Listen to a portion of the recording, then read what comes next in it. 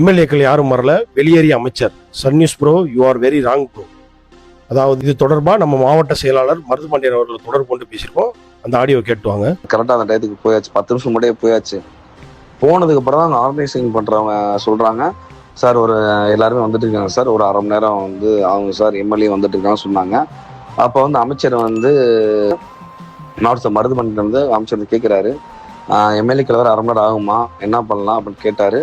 இன்னும் நிறைய ப்ரோக்ராம் இருக்கு, 2 கல்யாணங்கள் இருக்கு, நீங்க தான் தாலி எடுத்து கொடுக்கணும், கும்பாபிஷேகம் வந்து சவரக்குடியில இருக்கு, அதே போன்று இது அன்னதானமும் பசுமலையில வந்து திருப்பணத்தில் இருக்கு அப்படின்னு சொன்னியும், மக்கள் நமக்காக காக்கக்கூடாது, நம்ம கிளம்புவோம், எம்எல்ஏ வந்து இந்த நிகழ்ச்சி நடத்திட்டோன்ற.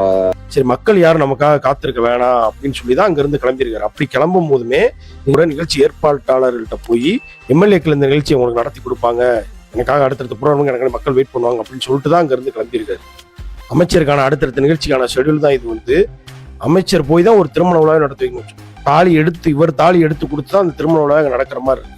ஸோ அதெல்லாம் நம்மளால வந்து தடைப்பட்டுரும். அது இல்லாமல் கோயில் கும்பாபிஷேகம் 2000 பேருக்கு எடுத்துட்டு அன்னதானம் இவர் போய் தான் ஆரம்பிச்சு வைக்கணும். இவர் ஆரம்பிச்சு வச்சாதான் அங்கே சாப்பாடே மக்களுக்கு போட ஆரம்பிப்பாங்க.